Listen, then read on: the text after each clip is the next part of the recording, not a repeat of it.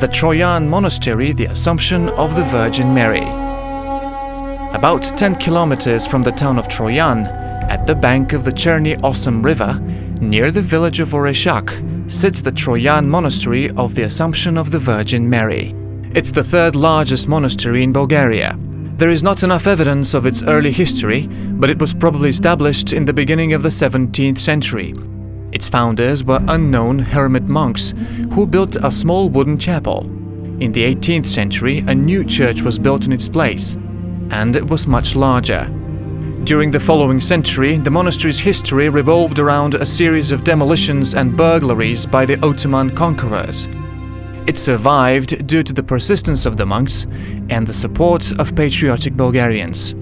Enlightened Christian pilgrims even managed to expand it with donations despite the hard times. The establishing of its present appearance continued to the 19th century. In 1830, as a result of persistent requests by its monks, the Troyan Monastery was declared storopegial by the Constantinople Patriarch. The fighter for liberation of Bulgaria from Ottoman rule, Vasil Levski, was often a visitor here. The monastery has preserved his hiding cell, where Levski conducted meetings with the monks' revolutionary committee. The most important monument of culture in the Troyan Monastery is the magnificent main church. Its details and frescoes were made by the painter from the Samokov school, Zachary Zograf. The temple's internal walls are painted in bright blends of colors and multiple rare themes.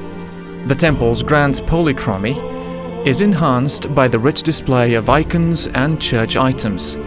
For ordinary Christians, the Troyan Monastery is an important place for worshipping the miraculous icon of the three-handed Holy Virgin Mary.